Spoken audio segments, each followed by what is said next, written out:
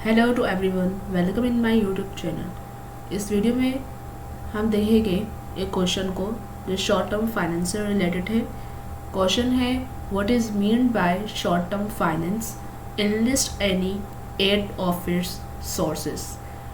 Short term finance का मतलब क्या है और इसकी कोई 8 सोर्सेस की लिस्ट बना के मेंशन करें। शॉर्ट टर्म फाइनेंस को देखते हैं पहले वो क्या होता है। शॉर्ट टर्म फाइनेंस का हमें पता है कि फाइनेंस का जो कॉन्सेप्ट है वो इसलिए यूज़ किया जाता है, फाइनेंस का वर्ड इसलिए यूज़ किया जाता है, पैसे के लिए यूज़ किया जाता है, रिसोर्सेज के लिए यूज़ किया जाता है। बेसिकली पैसे के लिए यूज़ किया जाता है। कंपनी को या किसी बिजनेस को जो पैसों की ज़रूरत होती है या वो अपने पैसों की वैल्यू को फाइनेंस का वर्ड से यूज़ करती है और पैसों से हम कंपनी जो है वो एसेट्स खरीद सकती है, बिजनेस को रन कर सकती है, तो उसको फाइनेंस का वर्ड कहा गया है। अब यहाँ पे शॉर्ट टर्म फाइनेंस का मतलब क्या होगा वो हम देख लेते हैं। Short term finance means business financing from short term sources. Business financing from short term sources, short term sources से बिजनेस को फाइनेंस करना, बिजनेस में पैसे लेकर आना शॉर्ट टर्म सोर्सेज के through, which are for less than 1 year, जो 1 साल से कम अरसे के लिए होते हैं। 1 साल के अंदर वो सोर्सेज जो है वो ख़त्म हो जाते हैं और हमें 1 साल के अंदर उन पैसों की अदायगी करनी होती है। The same helps the company generate cash for working of the business and for the operating expense. यही चीज़ कंपनी करती है, वर्किंग कैश जनरेट करती है कंपनी और उसको फिर ऑपरेटिंग एक्सपेंसेस के लिए फाइनेंस को यूज़ करती है। ऑपरेटिंग एक्सपेंसेस का मतलब क्या होता है? ऑपरेटिंग एक्सपेंसेस का मतलब होता है कि खर्चों को ऑपरेट करना, जितने भी डे टू डे एक्सपेंस हो रहे हैं, वर्किंग के लिए एक्सपेंस हो रहे हैं, बिजनेस को रन करने के लिए एक्सपेंस हो रहे हैं, उनको ऑपरेटिंग एक्सपेंस कहा जाता है। कंपनी को ऑपरेटिंग एक्सपेंस को फुलफ़िल करने के लिए शॉर्ट टर्म फाइनेंस की नीड होती है और कंपनी शॉर्ट टर्म फाइनेंस को, जब कंपनी के पास पैसों की किल्लत हो जाती है, पैसे कम होते हैं, तो कंपनी शॉर्ट टर्म फाइनेंस की तरफ मूव होती है अपना वर्किंग कैपिटल को कंप्लीट करने के लिए और ऑपरेटिंग एक्सपेंसेस को फुलफ़िल करने के लिए, which is usually for a smaller amount. जो अमाउंट जो होती है कम होती है, शॉर्ट टर्म फाइनेंस की जो अमाउंट होती है वो ज़्यादा नहीं होती है, कम होती है। It is also known as working capital financing. इसको वर्किंग कैपिटल फाइनेंस भी कहा जाता है क्योंकि डे टू डे एक्सपेंसेस को मीट करने के लिए शॉर्ट टर्म फाइनेंस की नीड होती है और ये लेस देन 1 ईयर होते हैं, कुछ अरसे के लिए होते हैं, कुछ मंथ्स के लिए होते हैं, 1 साल से ज़्यादा अरसे के लिए नहीं होते। और जब कंपनी या कोई बिजनेस जब शॉर्ट टर्म फाइनेंस से लेते हैं तो उनको 1 साल के अंदर रिटर्न करने होते हैं वो पैसे।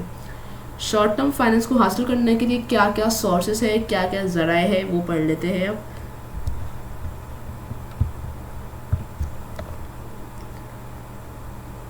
Sources of short term finance for business organisations are available many sources to borrow funds. काफ़ी ज़्यादा सोर्सेज होते हैं फंड्स को बोरो करने के लिए। बोरो का मतलब उधार लेना। फंड्स यहाँ पैसों के लिए यूज़ किया गया है वर्ड। फंड्स को उधार लेने के लिए बहुत सारे ज़राए होते हैं जिसमें 8 सोर्सेज आपसे मांगे गए थे क्वेश्चन में, तो हम 8 सोर्सेज को ही लिखेंगे। अदरवाइज शॉर्ट टर्म फाइनेंस के बहुत सारे सोर्सेज होते हैं। सबसे पहला सोर्सेज की बात करते हैं trade account. Trade account A/P का मतलब है यहाँ पे अकाउंट पेबल। ट्रेड का मतलब एवरीबडी नो, ट्रेड का मतलब तिजारत होता है और अकाउंट्स का मतलब यहाँ पे क्रेडिट के लिए यूज़ किया है। इसको ट्रेड क्रेडिट भी कहा जाता है और ट्रेड अकाउंट्स भी कह सकते हैं। कंपनी ने कुछ ख़रीदा है किसी और सप्लायर से, सेलर से कुछ ख़रीदा है और अकाउंट पर ख़रीद लिया, उधार पर ख़रीद लिया। कंपनी ने कहा कि आप गुड्स दे दें और आपको गुड्स की जो अमाउंट है, जो जितने की गुड्स ख़रीदी है वो अमाउंट आपको कुछ टाइम के बाद दे दी जाएगी, कुछ मंथ्स के बाद या कुछ डेज या कुछ वीक्स के बाद उनके दरमियान एग्रीमेंट हो जाता है, तब दे दी जाएगी। तो कंपनी उधार पर माल खरीद लेती है, उधार पर गुड्स खरीद लेती है। ऐसे ट्रांजेक्शन कहा जाता है ट्रेड अकाउंट्स। तो ट्रेड अकाउंट्स करके कंपनी शॉर्ट टर्म फाइनेंस को पूरा कर लेती है क्योंकि कंपनी के पास, जब कंपनी को नीड होती है तब कंपनी के पास एसेट आ जाता है। कंपनी एसेट परचेज करती है सेलर से और तब कंपनी के पास पैसे नहीं होते। कंपनी कहती है कि आप एसेट्स हमें दे दें, आपको हम अपनी प्रोडक्शन स्टार्ट करेंगे, हमारा बिजनेस रन करेगा, पैसे आएंगे, हम आपको वापस कर देंगे इतने टाइम के बाद। लेकिन शॉर्ट टर्म फाइनेंस होता है ये, तो कंपनी को 1 साल के अंदर अंदर रिटर्न करनी होती है अमाउंट। तो ये भी एक तरीका है trade account short term finance का। अब यहाँ पे आप कह सकते हैं इसमें पैसे तो नहीं आ रहे, फाइनेंस तो नहीं आ रहा है, इसमें तो सामान आ रहा है। तो सामान आ रहा है, उस सामान के ज़रिए कंपनी अपनी ज़रूरत को पूरा कर रही। एसेट्स भी फाइनेंस के तौर पर ही देखा जाएगा यहाँ पे, क्योंकि एसेट जो है वो पैसे कम जो होते हैं वो क्या बिजनेस को रन करने के लिए हेल्प करते हैं। सेम एसेट्स जो है वो भी बिजनेस को रन करने के लिए हेल्प करते हैं। इसलिए कंपनी जब एसेट्स खरीदेगी तो बिजनेस जो है वो अच्छे तरीके से ग्रो करेगा। इस वजह से ट्रेड अकाउंट जो है, जो एसेट्स आते हैं तो भी एक फाइनेंस का पार्ट होगा, इसलिए वो शॉर्ट टर्म फाइनेंस का पार्ट है ये ट्रेड अकाउंट। सेकंड देख लेते हैं instalment purchases, hire purchases. Instalment में कुछ खरीद लेना, कंपनी के पास अर्जेंट कुछ पैसे नहीं है लेकिन कंपनी को एसेट्स रिक्वायर्ड है, उन्होंने एसेट्स खरीदे हैं, कोई प्रोडक्शन के लिए कोई मटेरियल रिक्वायर्ड है लेकिन उनके पास पैसे नहीं है, तो वो डाउन पेमेंट कर देंगे शुरू में, उसके बाद जो रिमेनिंग अमाउंट होगी वो इंस्टॉलमेंट में पे करते जाएंगे। स्टार्टिंग में खरीदते वक्त थोड़ी बहुत अमाउंट दे देंगे और बाकी जो रिमेनिंग अमाउंट दे जाएगी वो इंस्टॉलमेंट में आफ्टर 1 मंथ, आफ्टर 2 मंथ्स, इस तरह जिस तरह इंस्टॉलमेंट में एग्रीमेंट होगा उस तरह किस्तों पर पैसे देते जाएंगे। लेकिन जब कंपनी को इस एसेट्स की ज़रूरत होगी तो उनकी ज़रूरत पूरी हो जाएगी। तो ये भी शॉर्ट टर्म फाइनेंस का पार्ट है और कंपनी को 1 साल के अंदर अंदर पूरी इंस्टॉलमेंट की अमाउंट पे करनी होगी अगर वो शॉर्ट टर्म फाइनेंस है। तो शॉर्ट टर्म फाइनेंस में 1 साल के अंदर अमाउंट पे करनी होगी, क्योंकि हमने पर डेफिनेशन में पढ़ ली है ये बात। थर्ड है commercial draft bill of exchange. सबसे पहले समझते हैं बिल ऑफ एक्सचेंज क्या होता है। बिल ऑफ एक्सचेंज बेसिकली ये होता है कि एक बायर है और एक सेलर है। सेलर ने बायर को कुछ गुड्स जो है, सेलर ने बायर को गुड्स सेल कर दी है लेकिन बायर के पास अमाउंट नहीं है। बायर ने सेलर को बोला मेरे पास पैसे नहीं है, मैं आपको कुछ टाइम के बाद, कुछ महीनों के बाद, 3 महीनों के बाद मैं आपको रिटर्न करूँगा, return amount after 3 months, 3 months के बाद अमाउंट रिटर्न करूँगा। तो सेलर ने कहा इट्स ओके, आप 3 मंथ्स के बाद अमाउंट रिटर्न कर लीजिएगा, लेकिन मैं एक डॉक्यूमेंट आपकी तरफ सेंड कर रहा हूँ, आप उस डॉक्यूमेंट में साइन कर दें कि आप 3 महीने के बाद अमाउंट भेजेंगे। तो सेलर एक डॉक्यूमेंट बायर को दे देता है ताकि एक प्रूफ हो जाए और 3 महीने के बाद वो पैसे वापस कर देगा। उस डॉक्यूमेंट्स का नाम होगा bill of exchange. Seller buyer को दे देगा डॉक्यूमेंट और फिर बायर जो है वो उस डॉक्यूमेंट में बिल ऑफ एक्सचेंज में साइन कर देगा और साइन करके सेलर को दे देगा बिल ऑफ एक्सचेंज। तो इस तरह क्या होगा, बायर के पास गुड्स आ गया और सेलर जो है, सेलर ने अपने गुड्स को सेल कर दिया, तो बायर का यहाँ पे फ़ायदा हो गया क्योंकि बायर के पास, फॉर एग्जांपल यहाँ पे बायर जो है वो कंपनी है, कंपनी ने गुड्स खरीद ली सेलर से और पेमेंट करेगी 3 महीने के बाद, उसके अगेंस्ट में कंपनी ने बिल ऑफ एक्सचेंज को साइन कर दिया और बिल ऑफ एक्सचेंज डॉक्यूमेंट है उसको साइन करके सेलर को दे दिया कि अब आपको पैसे बाद में मिल जाएंगे, 3 महीने के बाद मिल जाएंगे। तो इस तरह कंपनी की जो नीड है वो बिल ऑफ एक्सचेंज के थ्रू पूरी हो गई। कंपनी के पास, कंपनी को गुड्स चाहिए थे, कंपनी के पास गुड्स आ गए, तो at the time of need company के पास गुड्स आ गए, कंपनी अपने बिजनेस को फ़ौरन से रन कर सकती है। कंपनी को इंतज़ार नहीं करना पड़ा कि कब गुड्स आएंगे, कब मटेरियल आएंगे, कब प्रोडक्शन स्टार्ट हो गई, कंपनी को किसी चीज़ का वेट नहीं करना पड़ा। जब कंपनी को नीड थी तो कंपनी ने सामान मंगवा लिया उधार पर और उसके अगेंस्ट में बिल ऑफ एक्सचेंज इशू कर दिया सेलर को। बिल ऑफ एक्सचेंज जो है वो सेलर इशू करेगा, कंपनी ने साइन करके दे दिया और इस तरह कंपनी के पास जो शॉर्ट टर्म फाइनेंस की नीड जो है वो पूरी हो गई, कंपनी के पास सामान आ गया। तो commercial draft bill of exchange भी एक पार्ट है शॉर्ट टर्म फाइनेंस का। इसको रिमूव कर लेते हैं।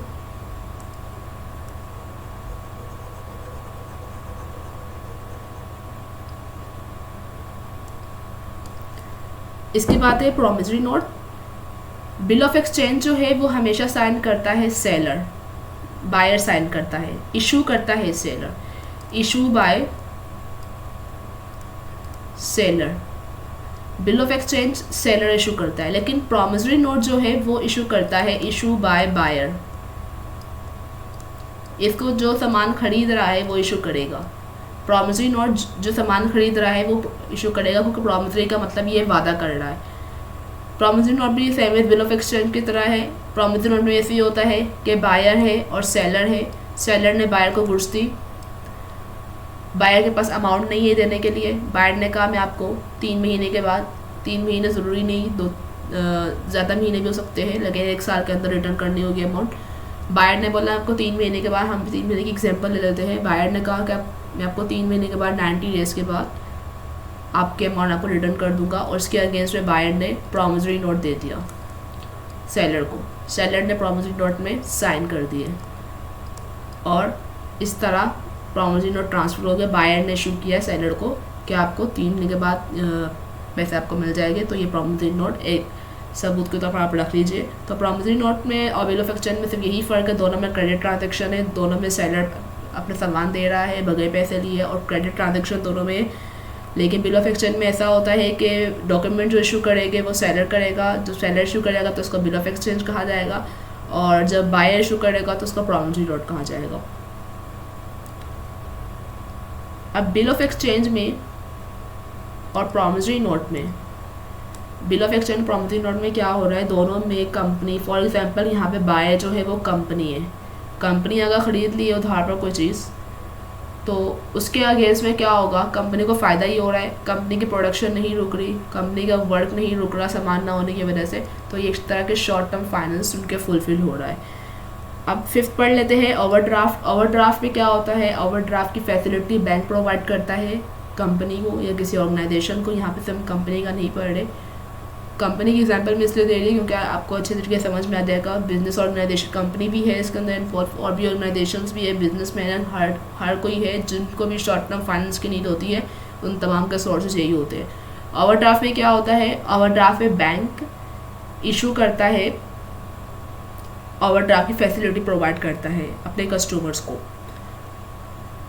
फॉर एग्जांपल कंपनी है या फिर कोई बिजनेस ऑर्गेनाइजेशन है, उनका कंपनी एग्जांपल ले लेते हैं, कंपनी है, उनका बैंक में अकाउंट खुला हुआ है और उनको फिर अकाउंट ओपन है, करंट अकाउंट, उनको एक्स्ट्रा अमाउंट की नीड है, उनके अकाउंट में अभी जो है एग्जांपल ले लेते हैं, उनके अकाउंट में 50,000 है, लेकिन उनको एट द टाइम नीड हो गई है 70,000 की, उनके पास 20,000 नहीं है, at the time urgent need हो गई है, तो बैंक उनको ये फैसिलिटी प्रोवाइड करेगा ओवरड्राफ्ट की कि वो 20,000 एक्स्ट्रा निकाल सकते हैं अपने अकाउंट से, 20,000 एक्स्ट्रा निकाल सकते हैं। तो ये ओवरड्राफ्ट की फैसिलिटी, और ज़्यादा पैसा निकालने की फैसिलिटी बैंक प्रोवाइड कर रहा है। तो ये शॉर्ट टर्म फाइनेंस है। 50,000 उनके अकाउंट में, 70,000 वो निकाल रहे हैं, तो 20,000 एक्स्ट्रा निकाल रहे हैं जिनके अकाउंट में नहीं है, तो ये ओवरड्राफ्ट फैसिलिटी है। बाद में कंपनी को पैसे रिटर्न करने पड़ेंगे विद इंटरेस्ट। तो एक ओवरड्राफ्ट फैसिलिटी भी शॉर्ट टर्म फाइनेंस का ही पार्ट है। इससे अर्जेंट जो ज़रूरत पड़ रही है पैसों की शॉर्ट टर्म पे, वो कंपनी की ज़रूरत पूरी हो रही है।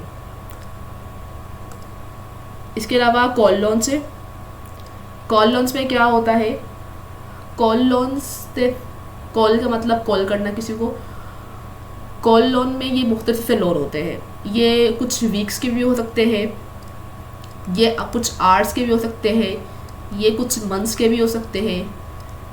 कॉल लोन में बैंक कभी भी डिमांड कर सकता है अपने अमाउंट की जो बैंक ने दी होती है कंपनी को, कुछ वीक्स के बाद भी बैंक डिमांड कर सकता है, कुछ आवर्स के बाद भी, कुछ मंथ्स के बाद भी। कॉल लोन पे ऐसा भी होता है कि बैंक ने अगर सुबह अमाउंट दिए कंपनी को और रात में कॉल करके अपनी अमाउंट को रिटर्न करने की डिमांड कर सकता है। जब बैंक को ज़रूरत होगी तो बैंक डिमांड कर देगा, तभी इसका नाम कॉल लोन है। अब कंपनी को हर वक्त रेडी होना पड़ता है कि उनको अपना लोन वापस करना है। फिर कंपनी लेती क्यों है, क्योंकि कंपनी को कुछ घंटों के लिए अगर लोन चाहिए होता है तो कंपनी कॉल लोन की तरफ जाती है। कंपनी को पता होता है कि अभी इस कुछ घंटों में पैसे भी आ जाएंगे, लेकिन बाद में कंपनी को पता होता है कि वो देने के काबिल है, वो बाद में रिटर्न कर देगी अमाउंट बैंक को, इसलिए वो कॉल लोन की तरफ जाते हैं। और वो बैंक का भी पैसे रखते हैं तभी वो कॉल लोन की तरफ जाते हैं, क्योंकि कॉल लोन को किसी भी वक्त बैंक डिमांड कर सकता है कि आप पैसे हमारे वापस करें। इसके अलावा एक्रूड एक्सपेंस है। एक्रूड एक्सपेंस जो है वो एक तरह की लाइबिलिटी है, इसको आपने अकाउंटिंग में भी पढ़ा होगा। एक्रूड एक्सपेंस की जो एंट्री बनती है, एक्रूड पेएबल जो होता है वो क्रेडिट होता है। पेएबल क्रेडिट क्यों होता है, क्योंकि लाइबिलिटी है। कंपनी जो है सैलरी या वेजेस या कोई भी किसी भी किस्म का रिम्यूनरेशन, किसी भी किस्म का मुआवजा कंपनी जो अपने लेबर्स को देती है वो मंथ के एंड में देती है। एंड में देती है, मंथ के महीने के आखिर में देती है रिम्यूनरेशन कंपनी, क्योंकि ये एक असूल होता है। अब पूरा महीना कंपनी अपने एम्प्लॉय से फ़ायदा उठा रही है, पूरा महीना कंपनी के पास काम आ रहा है, एक सर्विस अपने एम्प्लॉय से ले रही है, तो एक तरह से कंपनी का जो शॉर्ट टर्म फाइनेंस है, कंपनी की जो नीड है वो पूरी होती जा रही है। और ये कंपनी के शॉर्ट टर्म फाइनेंस पे ही देखा जाएगा, क्योंकि कंपनी को पैसे देर से देने पड़ रहे हैं, महीने के आखिर में देने पड़ रहे हैं, पूरा महीना वो पहले फ़ायदा उठा लेते हैं, पूरा महीना वो लेबर जो है होते हैं या एम्प्लॉयज़ जो होते हैं वो वर्किंग कंपनी में करते हैं, तो उससे कंपनी को फ़ायदा होता है, कंपनी का फाइनेंस इंक्रीज़ होता है। तो कंपनी के लिए वो एक तरह के शॉर्ट टर्म फाइनेंस होते हैं, इसलिए एक्रूड एक्सपेंस जो है वो शॉर्ट टर्म फाइनेंस में आएगा। इसके अलावा फैक्टरिंग है। फैक्टरिंग में क्या होता है, फैक्टरिंग को देखने से पहले इसको मिटा लेते हैं।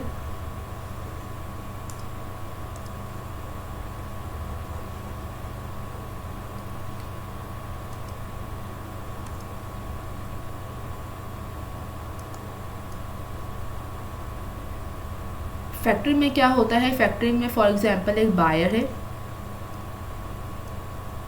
और एक सेलर है। बायर ने सेलर से कुछ ख़रीदा है और सेलर ने बायर को बेच दिया, लेकिन जो ट्रांजैक्शन हुई है वो क्रेडिट ट्रांजैक्शन हुई है। अब सेलर के पास बहुत सारे क्रेडिट ट्रांजैक्शन, सेलर ने बहुत सारे क्रेडिट ट्रांजैक्शन किए हैं, सेलर के पास बहुत सारे ऐसे बायर्स हैं जो क्रेडिट पर गुड्स को लेकर गए हैं। अब सेलर ने गुड्स तो क्रेडिट पर दे दिए है बायर को गुड्स दे दिए, क्रेडिट पर दे दिए। अब सेलर को कुछ टाइम के बाद पैसों की ज़रूरत है, लेकिन सेलर का बायर से एक एग्रीमेंट हुआ था कि बायर जो है ये कोई डॉक्यूमेंट साइन नहीं हुआ, इस पर बिल ऑफ एक्सचेंज है, प्रॉमिस नोट साइन नहीं हुआ, कुछ भी साइन नहीं हुआ होगा, बस एक एग्रीमेंट होता है, एक एग्रीमेंट हुआ होगा इन दोनों के दरमियान कि बायर ने कहा कि आपको पैसे मिलेंगे 3 महीने के बाद, लेकिन सेलर को पैसों की ज़रूरत पड़ जाती है 1 महीने के बाद। अब 1 महीने के बाद सेलर को ज़रूरत पड़ जाती है पैसों की, गुड्स सेलर ने बायर को सेंड कर दिए, लेकिन अब सेलर के पास जो पैसे आएंगे वो 3 महीने के बाद आएंगे एग्रीमेंट के मुताबिक। लेकिन अब सेलर बायर के पास जाके 1 महीने के बाद जाके वो ये नहीं कह सकता बायर को कि आप पैसे वापस कर दो, क्योंकि बायर तो कहेगा हम दोनों के दरमियान जो एग्रीमेंट हुआ था वो 3 महीने का हुआ था, तो 3 महीने से पहले मैं आपको पैसे नहीं दे सकता। तो एक बीच में थर्ड पार्टी आती है। ये थर्ड पार्टी कोई ऑर्गेनाइजेशन भी हो सकती है या कोई पर्सन भी हो सकता है, कुछ भी हो सकते हैं। आज इसकी थर्ड पार्टी ऑर्गेनाइजेशंस भी होती है जो आती है बीच में, तो कोई भी हो सकता है थर्ड पार्टी। अब ये थर्ड पार्टी सेलर से कहती है कि आप पैसे, सेलर वेल्किन के पास खुद जाता है, सेलर थर्ड पार्टी के पास जाता है, सेलर थर्ड पार्टी को कहता है कि आप बायर ने मेरे पैसे देने हैं, और आपको सेलर थर्ड पार्टी को कहता है कि बायर ने मेरे पैसे देने हैं, मैं आपका कॉन्टैक्ट बायर से करवा देता हूँ, और लेकिन बायर ना 3 महीने के बाद पैसे देने हैं, लेकिन मुझे पैसों की ज़रूरत अभी है, तो आप पैसे मुझे दे दें और 3 महीने के बाद आप बायर से पैसे लेकर रख लीजिएगा। तो थर्ड पार्टी कहती है ठीक है, आपको नीड है, थर्ड पार्टी सेलर को कहती है आपको नीड है, आप पैसे मुझसे ले लें और बायर का मुझसे रब्ता करवा दें। फिर सेलर बायर का रब्ता थर्ड पार्टी से करवा देता है, और फिर थर्ड पार्टी सेलर से कहती है आपको पैसे तो मैं दे दूँगा। फॉर एग्जांपल जो पैसे होते हैं वो 50,000 होते हैं,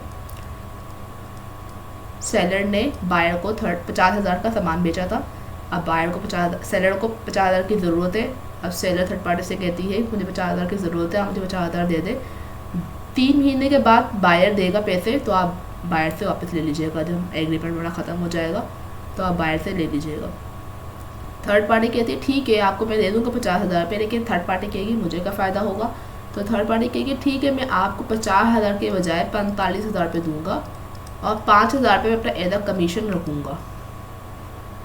तो सेलर कहता है ठीक है, आप मुझे 45,000 पे दे दें और 5,000 आपने सर्विसेज के कमीशन रख लीजिए, क्योंकि जब थर्ड पार्टी सेलर की हेल्प कर रही है तो फ्री ऑफ कॉस्ट तो नहीं करेगी, उसका भी एक बिज़नेस है, तो वो 5,000 पे सेलर से लेकर अपने पास रख लेगी, 5,000 पे कम देगी और फिर बाद में बायर से पूरे 50,000 पे रिसीव कर लेगी। तो इस तरह इस प्रोसेस को बोलते हैं फैक्टरिंग। और फैक्टरिंग के प्रोसेस से शॉर्ट टर्म फाइनेंस की जो नीड है वो पूरी हो जाती है। किसकी पूरी होती है शॉर्ट टर्म फाइनेंस की नीड? यहाँ पे आप सेलर को एक कंपनी कंसिडर कर सकते हैं कि सेलर एक कंपनी है। अब यहाँ पे सेलर कंसिडर कर ले, कंपनी कंसिडर कर ले, यहाँ पे तमाम बिजनेसमैन की, यहाँ पे बिजनेस ऑर्गेनाइजेशंस की या कंपनीज की ही बात हो रही है, तो इन तमाम प्रोसेस में आप कुछ भी कंसिडर कर सकते हैं। ये हमने शॉर्ट टर्म फाइनेंस को पूरा डिटेल में पढ़ लिया है। शॉर्ट टर्म फाइनेंस का जो क्वेश्चन था, डेफिनेशन पूछी हुई थी और इसकी सोर्सेज की लिस्ट पूछी हुई थी। इसको आप कॉपी कर सकते हैं और अपने एक नोट्स बेहतरीन से प्रिपेयर कर सकते हैं।